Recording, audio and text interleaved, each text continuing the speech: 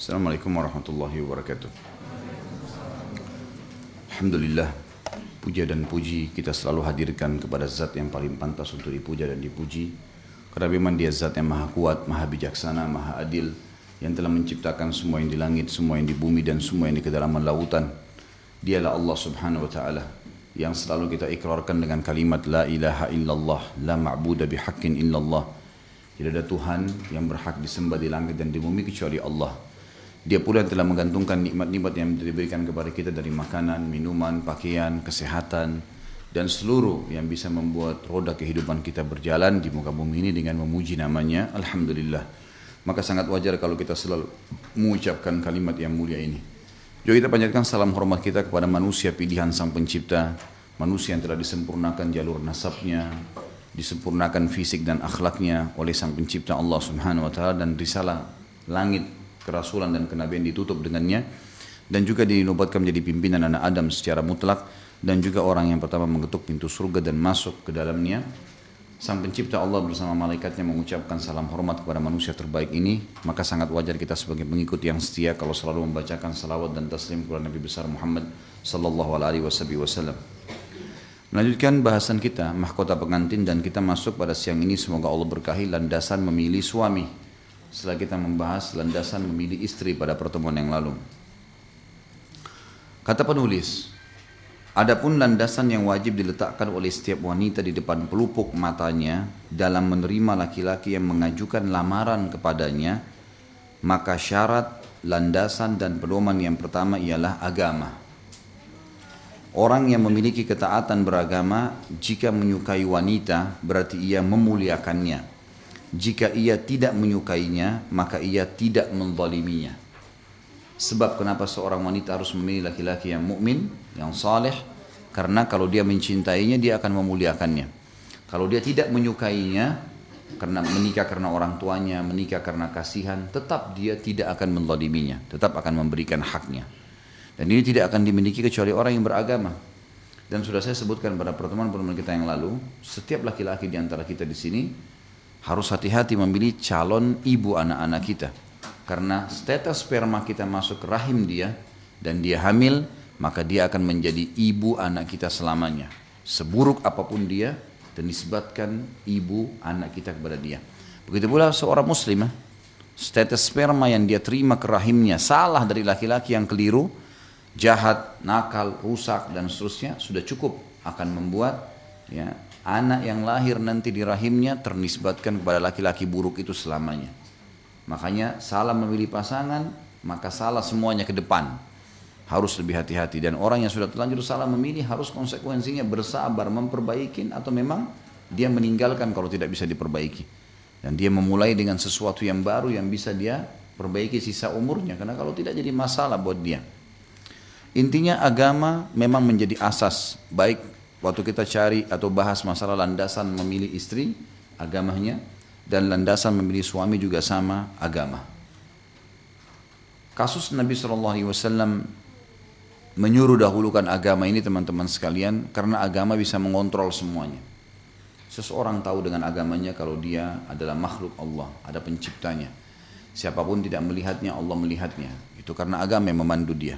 Dia tahu mana mencari pendapatan yang halal sehingga memberikan makan istri anaknya. Seorang istri di rumah tahu, kalau dia tahu dia beragama, dia tahu dia punya Tuhan yang mengawasi walaupun suaminya tidak ada. Semua ini amanah. Makanannya, minumannya harus halal, pakaiannya halal. Mereka saling menasihati dalam kebaikan, saling membangunkan sholat malam, saling mendukung untuk berbakti sama kedua orang tua, dan seterusnya. Sampai pada tingkat kalau orang yang beragama itu pada pendidikan anak nanti masuk sekolah agama yang mana, tidak perlu lagi khawatir, tidak ada bentrok, karena banyak orang yang pasangannya beragama, dia tidak. Maka pada saat mau masuk sekolah agama anak ribut, bentrok. Pada saat mau ngajak liburan, pada saat weekend yang tadinya mungkin bisa diajak ke pengajian, malah diajak ke tempat-tempat yang tidak benar, bentrok terus. Karena begini masalahnya, cinta akan muncul dengan interaksi. Jangan usah khawatir. Misal ada orang, saya mau nikah sama seseorang beragama tapi saya tidak mencintainya. Saya mau nikah sama seorang laki-laki atau perempuan tidak beragama atau kurang agamanya, tetapi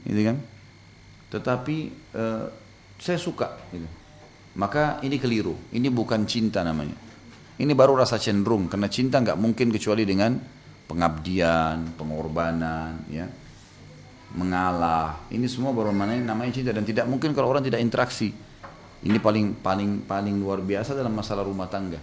Sampai kata Nabi SAW dalam hadis sahih, saya tidak pernah diperlihatkan oleh Allah orang yang benar-benar memiliki cinta sejati mengalahkan suami istri. Memang interaksinya sudah sangat luar biasa. Gitu. Allah berfirman tentang masalah itu dalam surah Al-Baqarah ayat 221. A'udzu billahi minasyaitonir rajim. Wala 'abdun mu'minun khairum min musyrikin walau a'jabakum. Seorang budak mukmin lebih baik bagi wahai setiap muslimah, dia aja bicara, dari orang musyrik walaupun dia menarik hatimu. Kata ulama tafsir, ganteng, putih, gagah, segala macam kekar kelebihan fisik ada padanya. Tapi orang musyrik atau orang yang tidak beragama atau orang ahli maksiat tetap harus ditinggalkan. Karena itu hanya formalitas duniawi saja. Di dunia memang ada perbedaan fisik antara kita semuanya. Tapi di akhirat tidak ada perbedaan. Ahli surga sama semua poster tubuhnya nanti. Tingginya, warna kulitnya, segalanya sama. Teman-teman kalau ikuti ceramah saya tentang surga dan neraka di YouTube yang baru-baru ini diupload sama teman-teman tim itu, akan dilihat di situ bagaimana ahli surga nanti akan poster tubuh laki-lakinya sama, poster tubuh perempuannya sama. Allah Subhanahu wa taala selalu memberikan kepada mereka kelebihan-kelebihan yang banyak, gitu kan. Beda dengan keadaan dunia. Dunia ini sebentar. Maka jangan fisik mengelabui kita. Ada orang subhanallah karena fisik, atau ada orang karena harta. Jadi walaupun dia terhina, dia nggak bisa ibadah, nggak masalah, gitu kan. Saya dapat informasi yang sangat menyedihkan gitu. Ada sebagian akhwat kita yang akhirnya setiap kali suaminya marah pasti sudah melayang tangannya, pasti sudah terbiasa. Kebun binatang semua dikeluarin, gitu kan. Kemudian udah biasa kalau kata-kata ditendang, kata-kata diinjak, kata-kata ini apa semua ini? Rumah tangga apa yang dibangun? Apa yang ukhti nyari dari laki-laki seperti ini? Apa yang mau dicari itu? Kita kan butuh naungan. Laki-laki yang menaungi, yang mendidik, yang menyayangi, yang mengingatkan dengan sayang kalau kita lagi salah. Kan mestinya begitu. Lalu kenapa harus gara-gara fisik saja tapi kita tahu kasar? Tidak ada perempuan, saya pernah bilang, kalau istikharah atau laki-laki istikharah sebelum menikah kemudian Allah nggak tunjukin siapa pasangannya. Mustahil. Dengan 3 hal. Bisa mimpi sesuatu baik atau buruk tentang dia. Atau ada kecenderungan positif. Memang kita cenderung karena kita dapat informasi, oh dia sholat malam, oh dia begini, oh dia begitu, oh dia dihadir pengajian. Atau memang ada informasi umum datang kepada kita secara kita tidak programkan. Kita dengar ternyata dia durhaka sama orang tuanya kah, atau dia pernah gagal dalam masalah satu usaha menipu orang lah, atau semuanya ada. Atau kita dapat informasi baik, oh dia umroh temani ibunya atau ayahnya, oh dia berbuat ini. Kita dapat informasi positif. Nah itu sudah peringatan dari Allah. Sudah tinggal tawakal kepada Allah kan gitu. Gak ada orang yang minta petunjuk lalu Allah gak kasih petunjuk. Tapi kitanya harus peka menangkap sinyal itu. Jadi buruk sekali kalau memilih pasangan hanya karena kelebihan fisik tanpa dahulukan agama. Tentu kalau bersatu alhamdulillah, ada fisik, ada agama luar biasa. Tapi kalau enggak, agama yang didahulukan, gitu kan.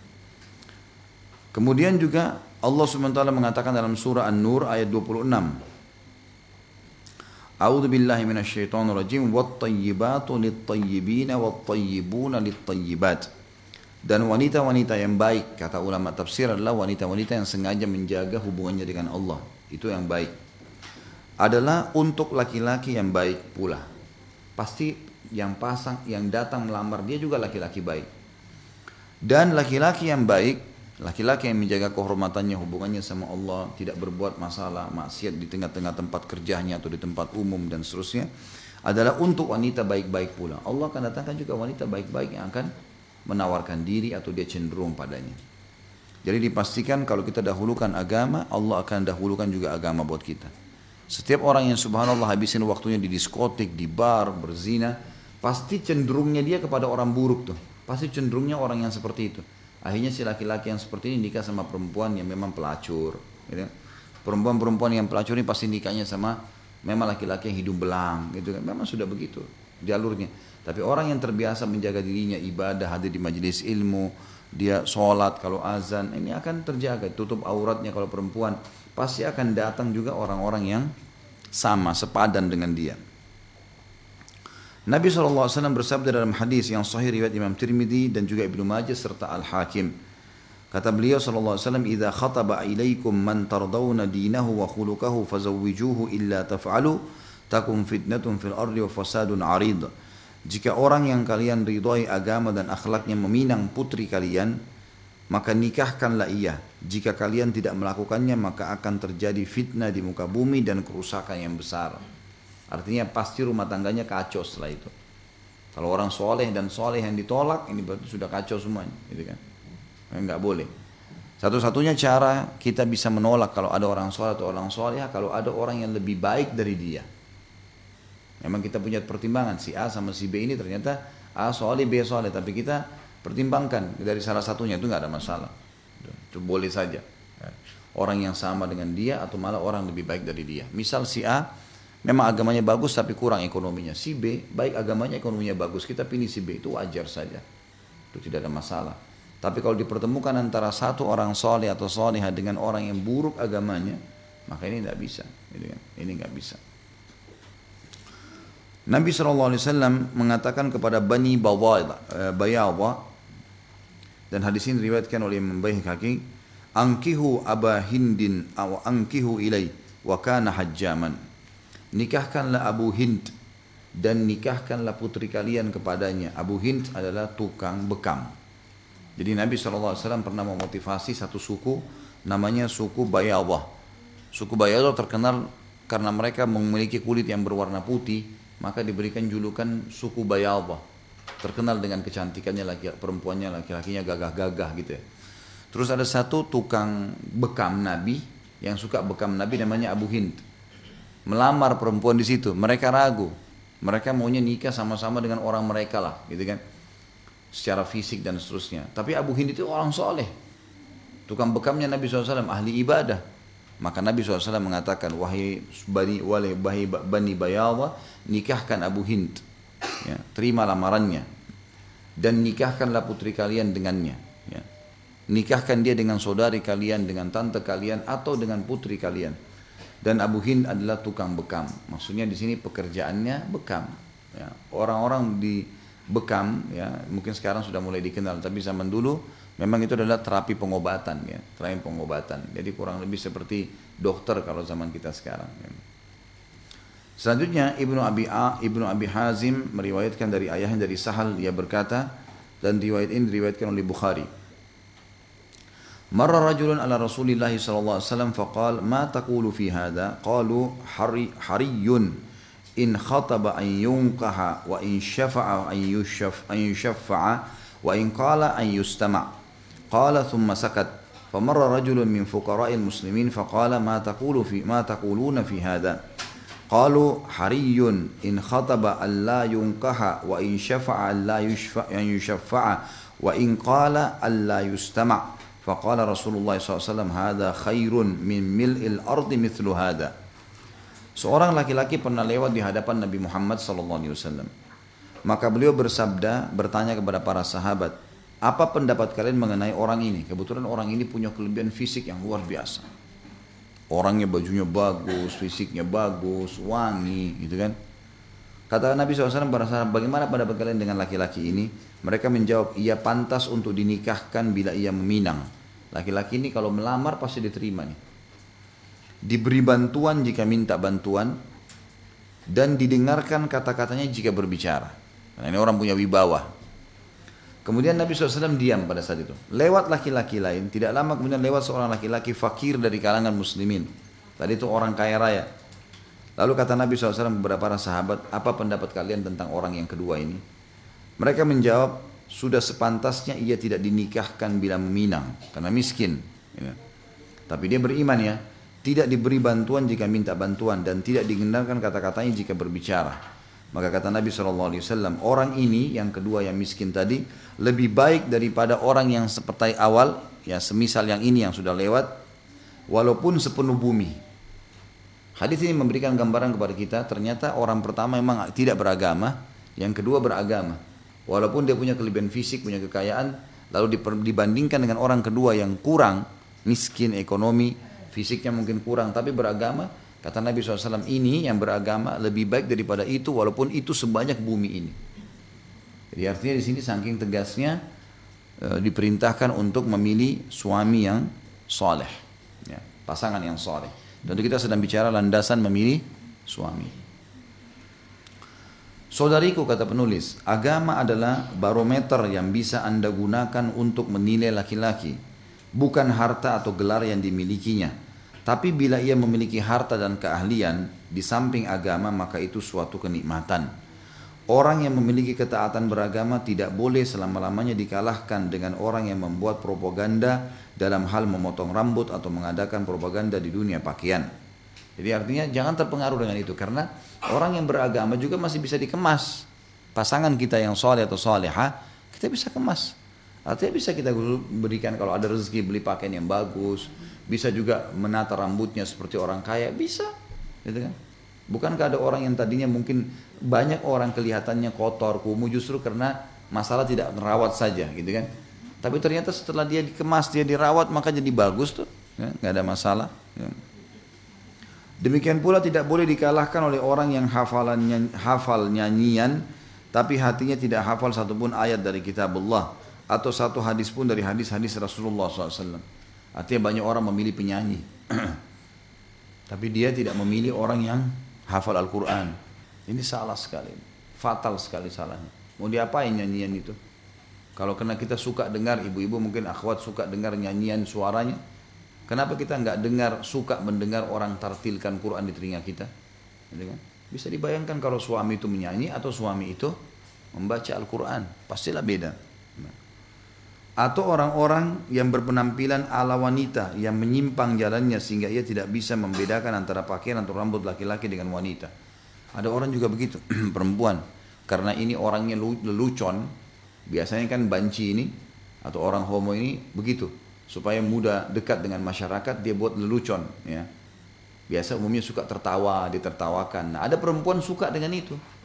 Biasanya karena dianggap, oh ini humoris nih, nanti di rumah tangga saya nggak tegang. Kata beliau, ini ngawur ini ngawur. Karena semua laki-laki, semua manusia punya potensi untuk tertawa, untuk tersenyum, tapi pada tempatnya kan. Tapi kalau hanya karena leluconnya, ternyata dia punya penyakit homo, bahaya. Tidak bisa bedain antara laki-laki dan perempuan. Ya banyak gitu. Ada bahkan akhwat kita yang datang menyampaikan kepada saya di pengajian, Ustaz, saya ini cerai sama suami. Bisa saya konsultasi sebentar? Baik, silakan. Kenapa Bu? Ya saya dibilang terus terang, saya menikah tapi sudah berapa tahun ternyata saya tahu suami saya ini kenapa kok nggak pernah sentuh, sering menjauh, alasannya beribu macam, tidak memberikan hak batin saya. Setelah saya telusurin ternyata di HP-nya di mana ini ternyata ada hubungan dengan laki-laki lain gitu, laki-laki gitu. Dan saya ajak dia taubat tidak mau, gitu kan. Awalnya memang dia tertarik karena secara fisik dan masuknya biasa banci-bancinya dengan humorisnya, gitu kan. Dia pun menikah, biasanya kalaupun dia nikah sama wanita, dia hanya untuk memberikan formalitas kepada keluarganya, tapi dia tetap berbuat hal-hal yang buruk di luar sana. Untuk apa ini? Gitu kan? Padahal sebenarnya orang-orang soleh pun bisa berhumor tapi hal-hal yang benar ya. Nggak mungkin saya yakin orang-orang soleh di rumahnya selalu tegang, enggak. Nabi SAW tersenyum, tertawa, bercerita sesuatu yang positif, dan saya yakin teman-teman juga begitu.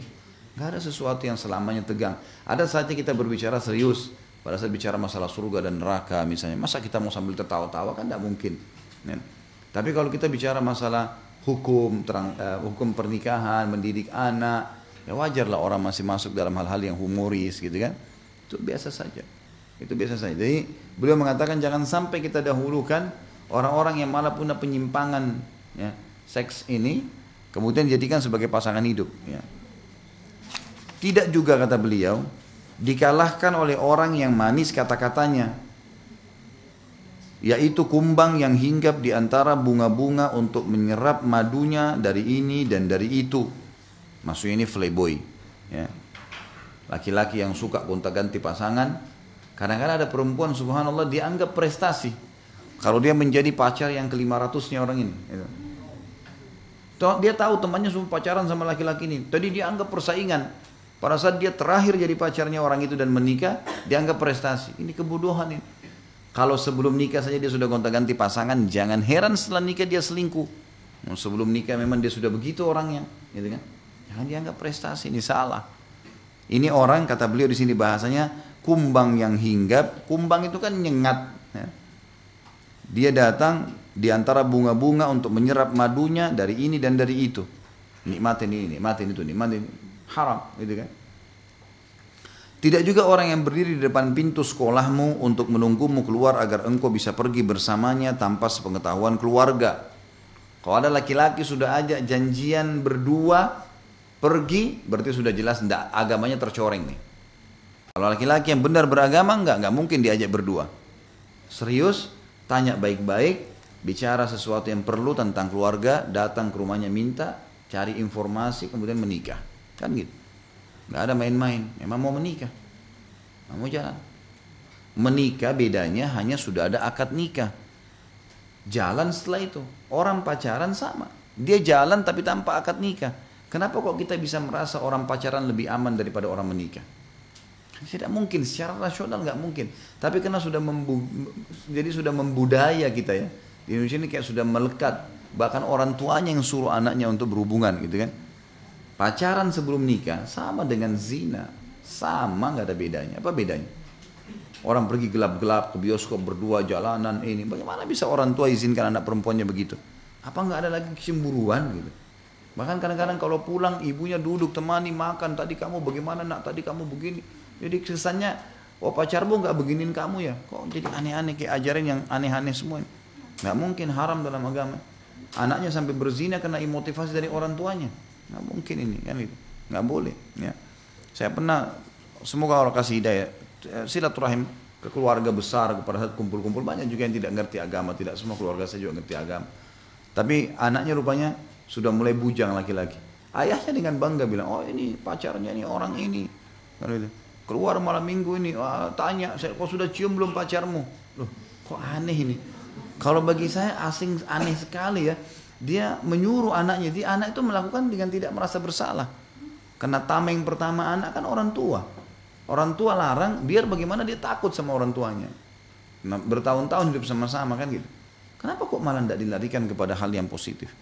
Seperti saya pernah bilang, kita malu kalau anak kita masang tenda di rumah karena menikah, tapi bangga dengan gonta-ganti pacar. Ini keliru sekali. Intinya pacaran sebelum nikah haram dan itu adalah zina. Sama saja. Ujungnya zina. Syaitan akan goda standar, kau akan nikah dengan dia. Jadi kalau ada akhwat sekalian, ada orang yang sengaja nunggu di depan sekolahmu, kata beliau, menjemputmu dan sengaja membawamu tanpa izin keluarga, berarti ini sudah tidak layak untuk dijadikan suami. Sampai begitu. Tidak juga orang yang merasakan ciuman darimu sebelum engkau halal untuknya. Tidak pula orang yang membuat kata-kata manis saat berbicara kepadamu lewat telepon. Orang mukmin to the point.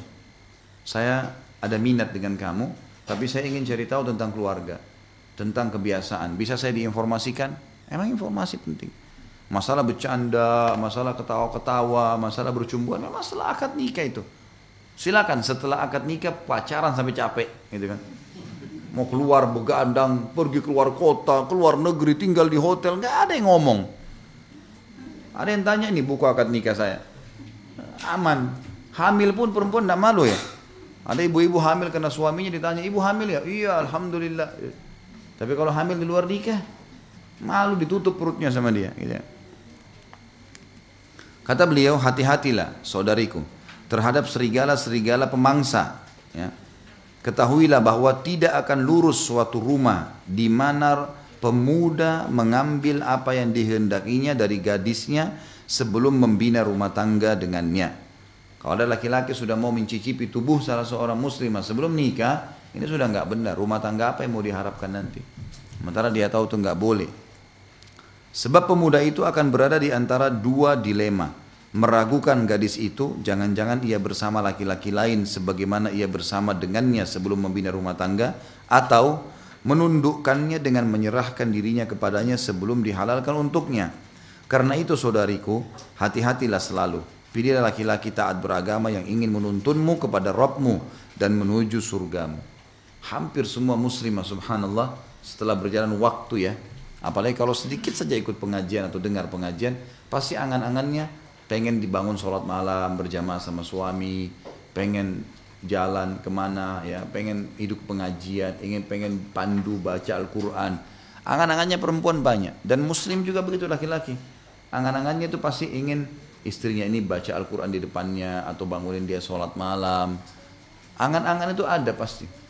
Pasti ada angan. Orang kalau muslim masih normal pasti dia akan berangan-angan begitu. Tapi bagaimana kita bisa dapatkan angan-angan itu kalau dari awal kita salah pilih orang? Emang dia juga tidak tahu harus bagaimana gitu. Jika ia termasuk penghafal kitabullah, kalau ada para penghafal Al-Quran, maka ia lebih didahulukan daripada selainnya. Jika ia termasuk da'i yang menyerukan manusia ke jalan Allah dengan pelajaran yang baik, maka suatu kebaikan baginya. Agama adalah asas di mana kehidupan rumah tangga dibangun. Ya.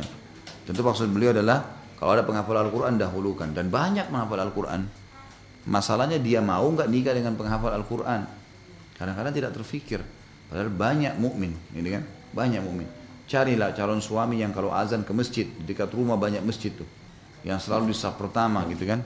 Banyak anak-anak muda masya Allah yang saleh. Ya. Maka itu yang dijadikan sebagai pasangan hidup.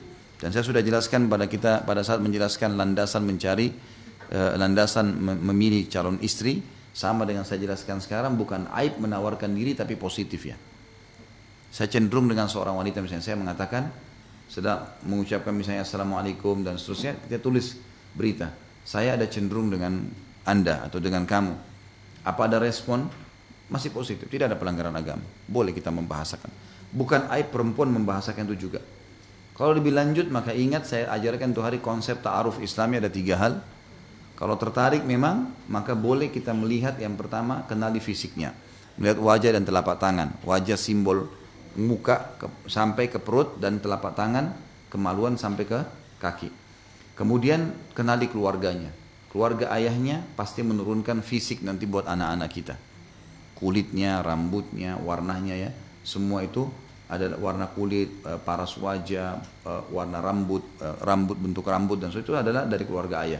Dari keluarga ibu karakternya. Kita ambil globalnya, informasi. Siapa kira-kira keluarganya yang mungkin kita bisa kenal, mungkin kerja di mana, ada informasi kita bisa dikumpulkan informasi tentang dia. Dan kenali lingkungannya. Kita boleh bertanya, kalau lagi liburan, kamu lagi apain? Nah, kira-kira kegiatannya apa? Cukup sebatas pertanyaan itu. Oh saya kalau malam minggu ke diskotik, oh saya ke karaoke, oh saya ke Bali, kalau liburan dan saya ya biasalah hibur diri misal.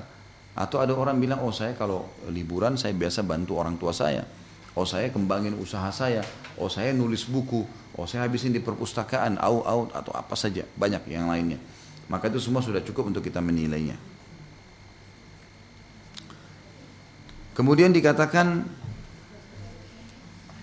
oleh beliau di sini diangkat satu poin, dibilang dititikkan di sini, ada titik hitam di buku kita. Hal-hal yang sebenarnya kalau kita mau kasih judul ini, hal-hal yang semestinya dilakukan oleh seorang suami yang ideal. Yang pertama menurut penulis di sini, ia sanggup membiayai pernikahan. Berdasarkan sabda Nabi SAW, ya ma'syarasy syabab, man istata'a al-ba'a falyatazawwaj fa innahu aghaddu lil basari wa ahsanu lil farj wa man lam yastati' fa alayhi bis shaum fa innahu lahu wija. Wahai para pemuda, barang siapa yang mampu menikah maka menikahlah, karena menikah lebih dapat memelihara pandangan dan menjaga kemaluan. Barang siapa tidak mampu maka hendaklah ia berpuasa, karena puasa dapat mengekang keinginannya, maksudnya syahwatnya. Baik, garis bawahi kata-kata ba'ah. Teman-teman yang pegang buku dilingkarin kata-kata ba'ah itu dalam hadis. Ya ma'syarasy syabab man istata'a al-ba'ah. Al-ba'ah itu artinya dalam bahasa Indonesia adalah setiap laki-laki yang begitu selesai akad nikah, besok dia siap untuk bekerja banting tulang cari nafkah buat istri anaknya. Itu namanya ba'ah. Jadi tidak ada hubungannya antara ibadah dengan prestasi dunia ya. Jangan hubungkan antara menikah nanti kalau sudah punya mobil, sudah punya rumah, sudah punya gini. Nggak ada hubungannya itu. Karena nikah adalah ibadah. Ibadah tidak butuh prestasi dunia. Ba'a maksudnya adalah setiap laki-laki yang siap begitu selesai akad nikah, besok dia sudah harus siap memberikan makan istrinya. Dia mulai kerja, mulai melamar kerja, mulai apalah, angkat batu kah, apalah, kerja sama orang. Pokoknya ada sesuatu yang dia bisa berikan makan istrinya. Itu maksudnya ba'a. Jadi walaupun dia belum punya kerjaan, boleh dia menikah. Yang dimaksud dengan biaya pernikahan di sini adalah bagaimana dia pada saat menjalankan, karena ada 5 hal yang harus diperhatikan dalam masalah pernikahan Islam kan. Yang pertama harus ada walinya perempuan, mutlak ini, nggak bisa tidak. Kata Nabi SAW, wanita manapun yang menikahkan diri tanpa izin walinya, nikahnya batal. Yang kedua, harus ada 2 saksi, laki-laki terpercaya, menyaksikan pernikahan itu. Yang ketiga, harus ada mahar. Mahar sesuatu yang diletakkan pada saat akad nikah. Makin sederhana, makin banyak berkahnya. Ya. Yang keempat, ini diiklankan. Nah, iklankan ini maksudnya adalah sabda Nabi SAW kepada Abdurrahman bin Auf, "Aulim walau bisyat." Iklankan pernikahanmu walaupun dengan seekor kambing. Kata para ulama hadis, maksudnya adalah minimal laki-laki itu bisa potong 1 ekor kambing. Anggaplah seekor kambing sekarang 1,5 juta misalnya. Mana itu? Kalau dia sudah bisa nyembelih 1 ekor kambing ini, mungkin kalau dengan kemasan makanannya misalnya kan gitu, mungkin 2,5 juta, mungkin 3 juta. Dia udah bisa itu iklanin pernikahannya, maka dia sudah masuk dalam ba'ah. Masuk dalam ba'ah. Ingat, pernikahan bukan jual anak. Pernikahan bukan jual saudari atau saudara. Tapi pernikahan adalah memudahkan mereka melengkapkan agamanya. Itu penting. Karena ada orang tua begitu ya, mau menikah kasih syarat, harus begini, harus begitu, harus begini, harus begitu. Sampai akhirnya anaknya gadis tua. Saya pernah dipanggil untuk ceramah khutbah nikah. Ada satu akhwat kita itu menikah sama satu teman. Akhirnya mungkin kalau tidak salah sama-sama sekolah kuliah S3 gitu. Perempuan itu sampai S3 tidak menikah. Sudah umur berapa gitu. Ternyata memang karena ditunda-tunda, orang tuanya mau dia berprestasi. Sampai akhirnya sudah sangat tua baru menikah. Ini kesian. Angan-angan dia untuk punya anak, angan-angan dia untuk bisa bermanja sama suami, karena perempuan normal makin berumur makin berkurang. Beda dengan kalau anak-anak yang lebih muda, yang mungkin lebih suka bermanja dengan suami, sudah hilang semua yang semestinya dia bisa laluin gitu kan. Itu makna ba'a bagi laki-laki. Makna ba'a bagi perempuan. Tadi ada juga jangan ada. Jadi pernikahan itu dalam Islam harusnya ada wali perempuan, ada 2 saksi, kemudian ada mahar, kemudian ada diiklankan walaupun dengan seekor kambing ya.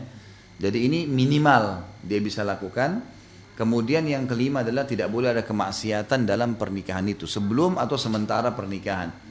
Misal kayak tadi saya bilang jangan pacaran sebelum nikah gitu kan. Kemudian juga di acaranya, usahakan acara pernikahannya syar'i.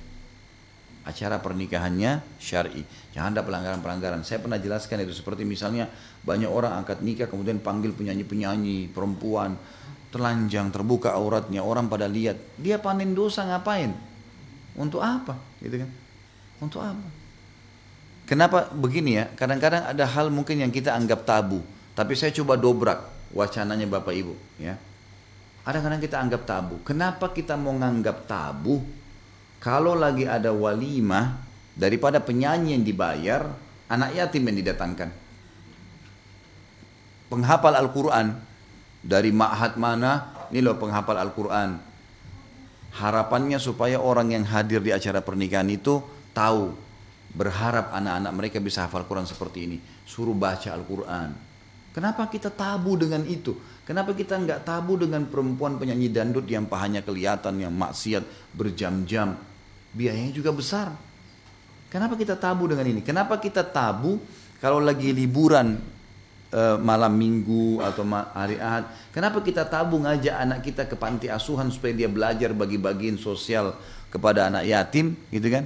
Dan kita tidak tabu membuang uang 2-3 juta di mall, habisin dia dengar musik, main-mainan yang ngeng gitu. Buang-buang uang saja gak ada gunanya gitu kan. Kenapa kita tidak coba dobrak nih wacana kita? Kenapa selalu kesannya yang berhubungan dengan agama ini kayak kolot, kayak tabu, kayak gak masuk di akal gitu. Kalaupun harus didatangkan ya, itu kan sesuatu yang bisa saja. Tapi kalau tidak pun, maka minimal jangan ada kemaksiatan. Ba'a, kita masuk sekarang ke ba'a bagi perempuan. Makna ba'a bagi perempuan adalah wanita yang siap untuk digauli oleh istri, oleh suaminya, hamil jadi ibu. gitu loh.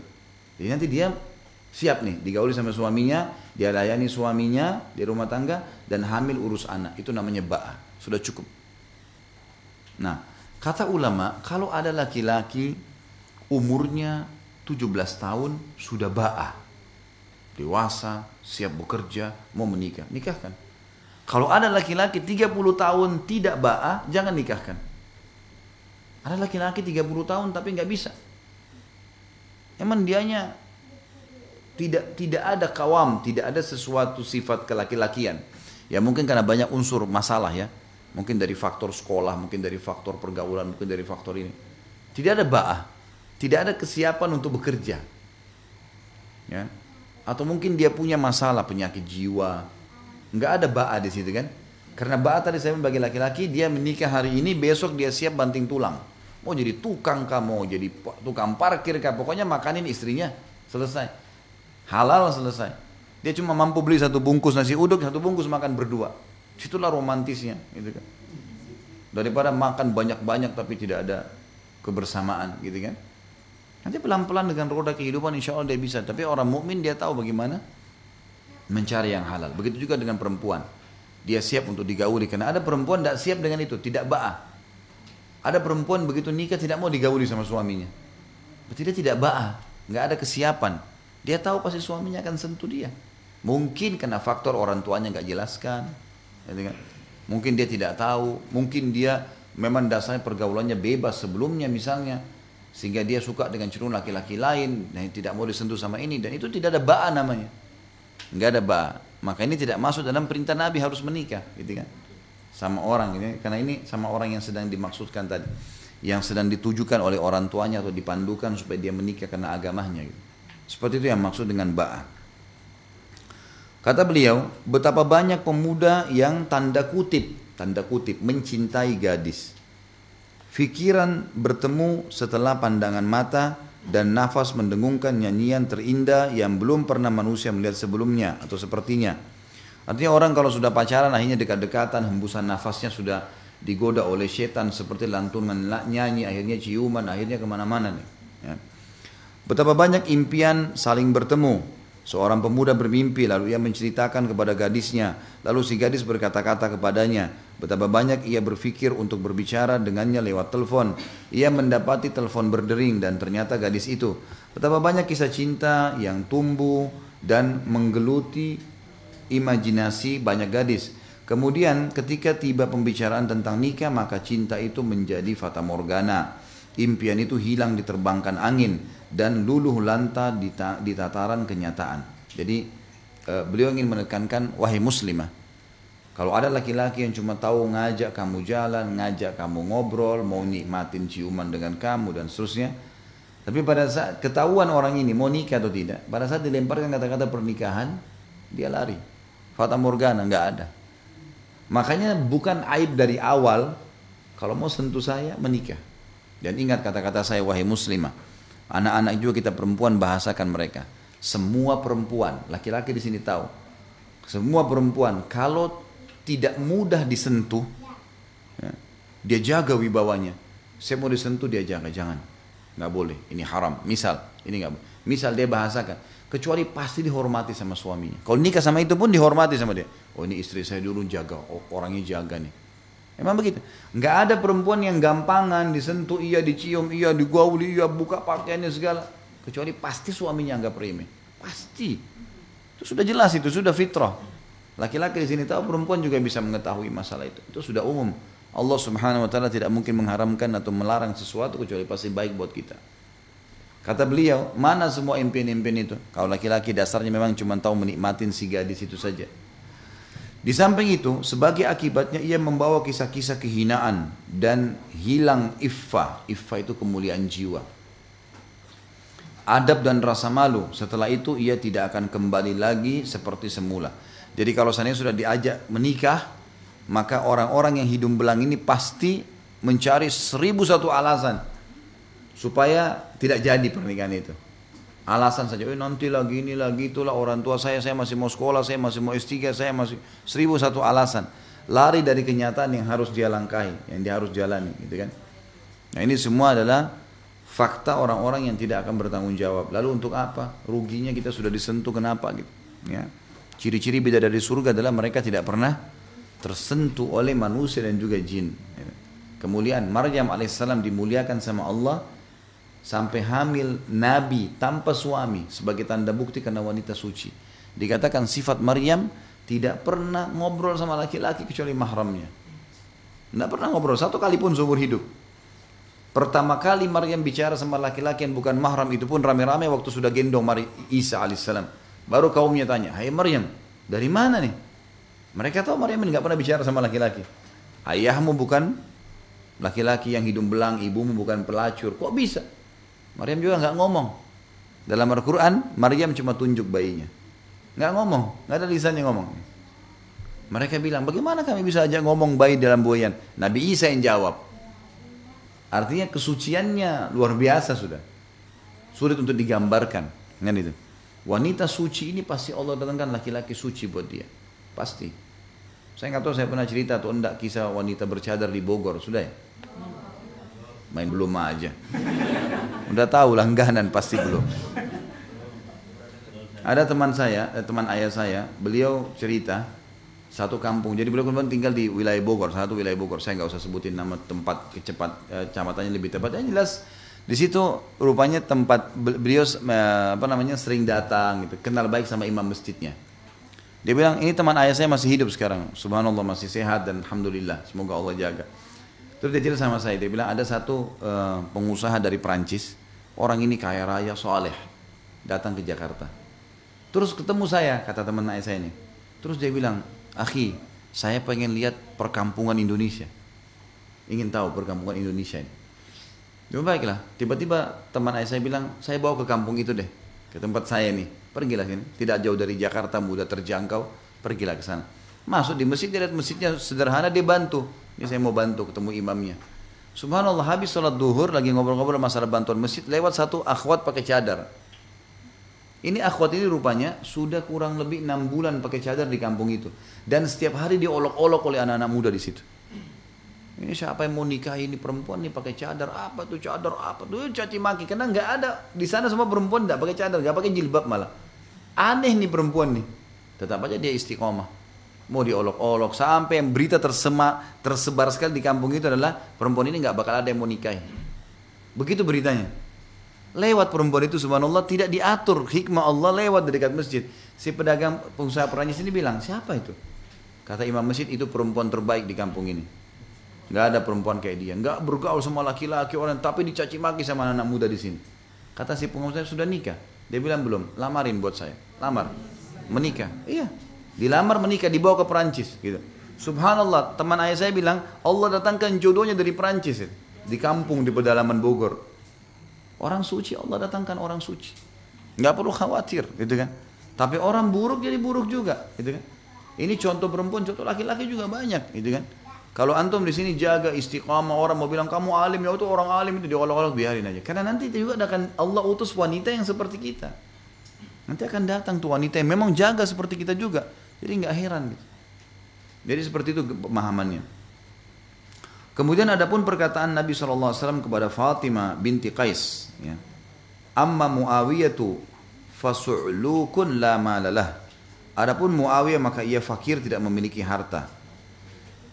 Jika ada dua orang yang memiliki agama dan wara itu kesucian hubungan dengan Allah, datang kepada seorang wanita, maka yang memiliki harta lebih didahulukan atas yang lainnya. Namun orang yang memiliki agama tidak boleh ditolak karena sedikit hartanya. Jadi maksudnya adalah Fatimah binti Qais ini pernah mau menikah, sahabiat. Minta Nabi SAW pilihkan. Ada lamaran dari seorang sahabat namanya Muawiyah. Gitu kan. Lalu kata Nabi SAW, karena dia Muawiyah saleh. Ada sahabat yang lain juga saleh. Tapi bertemu antara solehnya ini dengan tidak ada harta, solehnya ini dengan ada harta. Sama-sama kesolehannya. Maka Nabi SAW bilang, kalau Muawiyah memang dia soleh tapi nggak ada harta. Maksudnya Nabi, kamu bisa pilih yang satunya, nggak masalah. Itu yang beliau maksudkan sini. Jika ada dua orang yang memiliki agama dan wara datang kepada seorang wanita, maka salah satunya memiliki harta, dahulukan yang pilih harta. Nggak ada, karena memang dia butuh untuk biaya hidupnya, gitu kan? Tapi di sini adalah masalah kesolehan. Lalu beliau bilang, orang yang memiliki agama tidak boleh ditolak karena sedikit hartanya. Jangan sampai nanti karena ada orang sedikit harta beragama ketemu dengan orang kaya tidak beragama lalu kita dahulukan yang kaya tidak beragama. Bukan ini baru didahulukan ini. Tapi ketemu antara soleh sama soleh. Tapi ini lebih kaya boleh dipilih, nggak ada masalah. Karena tolak ukurnya kesolehannya sudah ada.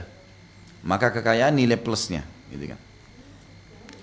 Yang kedua, dianjurkan juga agar suami itu belas kasih kepada istri. Berdasarkan sabda Nabi SAW, amma Abu Jahmin fala yadau asahu an atiqihi. Jadi laki-laki yang pelindung. Orang yang beragama itu melindungi, ya. Ini tentu kita bisa, akhwat kita bisa mencari tahu tentang ibunya, tentang tantenya, meminta nomor teleponnya, mendatangi mereka, berbicara, nanya, gitu kan, sepupunya, tentang kondisi laki-laki ini seperti apa. Pasti umumnya orang tahu lah. Orang itu kalau penaung, pelindung, memang baik, orang tahu ini baik nih. Orang tahu ini buruk nih. Orang bisa secara umum bisa nilai kok, gitu kan. Maka Nabi SAW di sini memasukkan kriteria wanita laki-laki yang kedua adalah tadi masalah agama, kemudian yang kedua dia sanggup membiayai pernikahan, kemudian yang ketiga kita masukkan yang pertama tadi agamanya ya. Yang ketiga dianjurkan agar suami berbelas kasih orang yang baik ya, pada istrinya. Sebagaimana sabda Nabi SAW, kalau Abu Jaham maka ia tidak menaruh tongkatnya dari pundaknya. Menurut mereka yakni banyak memukul wanita. Jadi Fatimah binti Qais tadi ada Muawiyah yang lamar, saleh tapi miskin. Ada Abu Jaham kaya tapi suka mukul. Gitu. Ada juga sahabat yang lain tapi di sini tidak disebutkan namanya yang saleh. Lalu Nabi SAW suruh nikah sama itu. Kalau tidak salah di sini adalah Zaid bin Harithah. Nikahlah sama Zaid karena Zaid adalah orang yang saleh. Gitu. Tapi dia memiliki harta sedikit dibandingkan dengan Muawiyah pada saat itu belum punya apa-apa. Selanjutnya yang keempat adalah dianjurkan agar suami itu enak dipandang dan bagus penampilannya sehingga istri senang melihatnya dan tidak membencinya. Jadi laki-laki juga harus menjaga pakaiannya, rambutnya, penampilannya, bau badannya. Jadi ini peka, hati-hati teman-teman yang sudah berumah tangga. Saya bahasakan sama istri saya, hati-hati. Jangan pernah ada sesuatu yang tidak nyaman dari bau, terutama bau mulut kah, bau badan kah, bau pakaian kah, bau tempat tidur kah. Bau masakan yang tidak enak kah, ini semua tidak boleh. Ini bau yang tidak enak hilangkan. Karena jiwa manusia suka yang wangi, gitu kan? Wajar. Pakaian yang bersih, ranjang yang bersih, mulut yang wangi, itu semua adalah hal yang mendasar. Jangan pernah memulai hubungan biologis kalau suami istri sementara ada sesuatu yang tidak nyaman nih. Teman-teman laki-laki pulang kantor, walaupun lagi mungkin kepengen mendekati istrinya, pamit sebentar ya, maaf, masuk kamar mandi sebentar, 5-10 menit mandi, segar keluar silahkan, gitu kan. Begitu pula dengan perempuan, mungkin lagi pengen dekat sama istri suaminya, tapi mungkin dia baru habis masak, baru habis ini, nggak ada salahnya cuci tangan sebentar, pakai sedikit minyak wangi, baru duduk. Kenapa tidak? Karena itu syaitan bisa tunggangi ya. Sedikit bau tidak nyaman sudah membuat pasangan kita traumatis dan bahayanya bau tidak sedap ini syaitan akan tunggangi jadi traumatis. Jadi sekali kita cium bau bulu tidak enak dari pasangan kita, syaitan akan tunggangi, ini mulutnya bau lagi enggak sih? Akan seperti itu, ditunggangi sama syaitan. Sekali kita mencium bau ketiak yang enggak enak, maka nanti pasangan kita akan, ini bau enggak ya? Gitu. Akan seperti itu. Maka ditunggangin, makanya kita harus hindarin. Kita harus hindarin. Dan maaf teman-teman terutama yang sudah ikut pengajian, harus tahu sunnah Nabi SAW bersih, wangi, rapi, itu sunnah Nabi itu. Dari rambut kita disuruh rapikan. Kata Nabi SAW, siapa yang punya rambut maka dia harus hormatin, dikasih minyak wangi, disisir yang rapi. Pakaiannya Nabi SAW menggunakan kain kutun dari Yaman, gitu kan. Boleh menggunakan baju warna merah, warna hijau, baju warna hitam. Beliau pernah menggunakan baju warna putih. Kemudian beliau juga menggunakan wangi-wangian sampai dari rambut beliau netes minyak wangi, gitu kan. Karena banyaknya Nabi SAW pakai wangi-wangian. Dan seterusnya lah ya, beliau selalu menggunakan siwak. Beliau juga menganjurkan agar mencukur bulu ketiak, bulu kemaluan, mencukur kumis bagi laki-laki. Semua ini kan adalah kebersihan. Memotong kuku, ini semua perintah dalam agama. Jadi kita disuruh bersih. Kita tahu tidak boleh ada najis, tetes kencing saja udah cukup, tidak boleh sah ibadahnya.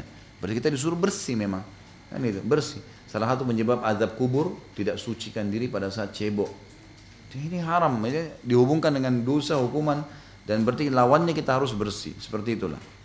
Jadi ini harusnya ya, sebagaimana istri juga begitu ya. Istri harus layak dipandang, enak. Ibu-ibu harus selalu melakukan hal yang membuat pasangan menilai kita positif. Jadi kurang lebih seperti orang kalau kita lagi baru masuk tempat kerja, atau mungkin ada orang kalau di alam dosa dia baru pacaran, biasanya dia coba memilih baju yang terbagus, dia pilih minyak wangi yang terbagus, dia berusaha nanti tutur katanya diatur.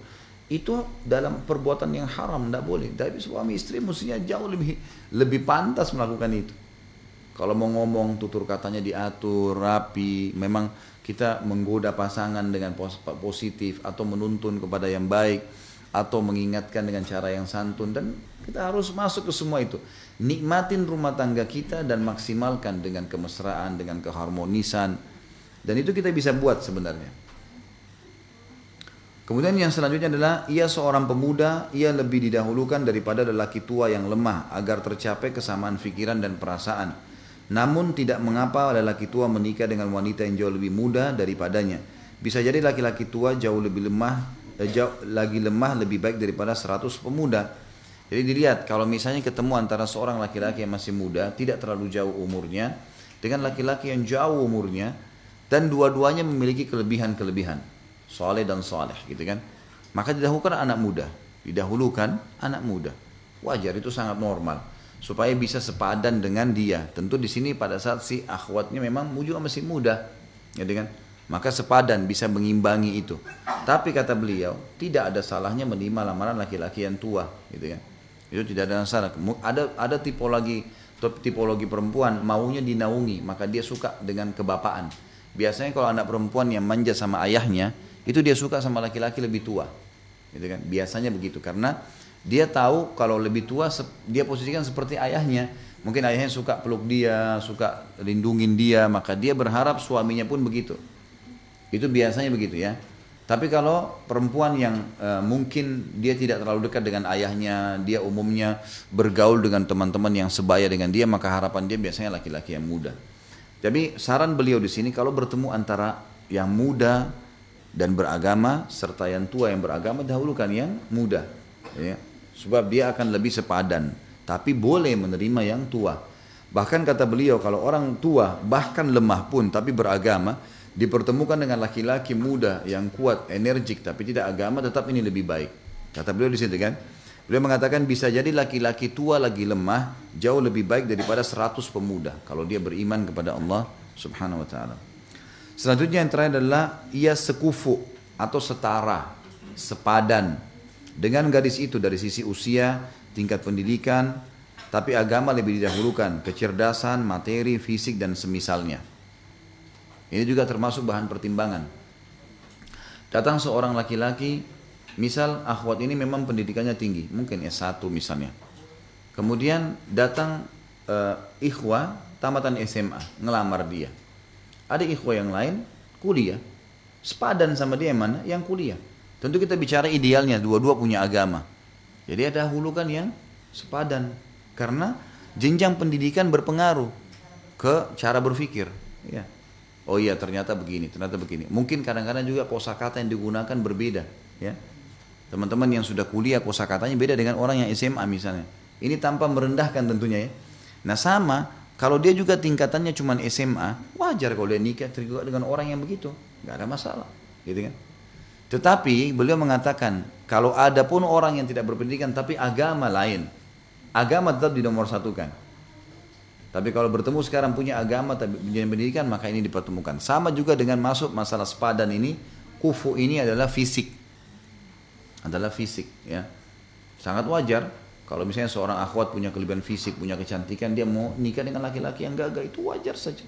Manusiawi itu, gitu kan? Wajar. Sebagaimana juga laki-laki begitu. Dan tidak boleh misalnya ada seorang akhwat kecewa gara-gara mungkin dia punya kekurangan fisik. Kemudian ada laki-laki soleh yang tadinya mau melamar dia dan melamar temannya, lalu memilih temannya. Itu hal yang manusiawi sekali. Tidak boleh kita kecewa di situ. Biasa saja. Ya. Itu kena manusiawi ya. Nah, jadi nggak boleh kita malah menghina laki-laki itu, mengatakan kamu mentang-mentang begini, apa dan segala. Bukan hak kita itu. Nggak perlu gitu, nggak ada masalah. Jadi kita harus memperbaiki, jangan ada dendam, jangan ada apa-apa yang buruk di sini dalam masalah membangun rumah tangga. Jadi tapi kufu penting. Masuk dalam kufu juga adalah sesuku, sebahasa, itu masuk kufu juga. Ya, kufu. Jadi boleh menikah sama sepupu, nggak ada masalah. Iya, menikah sama sepupu, anaknya paman, itu kan bukan mahram, ya. Kalau kita lihat ternyata sepupu ini mukmin atau mukminah dan memang dia, ya, sudah ada agama, ya, bertemu antara dia dengan orang asing yang kita tidak tahu misalnya, jauh lebih kufu ini, itu maknanya kufu, sepadan, karena dia akan lebih bisa masuk dengan kita, masuk dengan keluarga, masuk dengan ini, masuk dalam sekufu tadi sesuku, senegara, kayak misalnya sama-sama warga negara Indonesia. Karena sudah terbiasa dengan sayur asamnya, dengan gado-gadonya, dengan segala. Kalau nikah sama orang bule misalnya, butuh adaptasi. Bukan tidak boleh, tapi adaptasinya butuh ekstra waktu, ekstra energi, ekstra adaptasi lah, ya. Bukan tidak boleh, tapi tetap sekufu didahulukan. Kufu artinya orang yang mudah jalan lah. Kita begitu nikah sudah langsung jalan deh. Mau cari nasi goreng udah langsung makan gitu kan. Jadi nggak rumit gitu. Seperti itu yang dimaksud dengan makna sekufu. Lebih jelasnya beliau jelaskan lebih jauh masalah kesetaraan atau kafa'ah, sekufu tadi. Dalam pernikahan Ibnu Qayyim rahimahullah mengatakan, Allah Subhanahu wa taala berfirman, A'udzu billahi minasyaitonir rajim, ya ayuhan nasu inna khalaqnakum min dzakarin wa untha wa ja'alnakum syu'uban wa qabaila lita'arafu inna akramakum indallahi atqakum innallaha alimun khabir. Hai manusia, semua dari suku manapun dia bicara sama Allah, kami menciptakan kamu dari seorang laki-laki dan seorang perempuan dan menjadikan kamu berbangsa-bangsa dan bersuku-suku agar kamu saling kenal mengenal. Sesungguhnya orang yang paling mulia di sisi kamu, di antara kamu di sisi Allah adalah orang-orang yang paling takwa di antara kamu. Sesungguhnya Allah Maha mengetahui lagi Maha mengenal. Maksudnya adalah di sini ada suku-suku bangsa-bangsa. Kita boleh menikah dengan suku-suku dan bangsa-bangsa kita atau menikah dengan yang lainnya juga tidak ada masalah. Ya. Kemudian juga masuk dalam makna sekufu bisa keluarga, bisa suku, bisa senegara, sebahasa, bisa juga seagama. Lebih luas lagi masuk dalam kufu, gitu kan? Karena beliau mengatakan di sini surah Al-Hujurat ayat 10 yang artinya yang bunyinya innamal mu'minuna ikhwah. Sesungguhnya semua orang beriman itu bersaudara. Dan juga dalam At-Taubah ayat 71 wal mu'minuna wal mu'minatu ba'duhum awliya'u ba'd. Dan orang-orang yang beriman lelaki dan perempuan sebagian mereka adalah menjadi penolong bagi sebagian yang lainnya.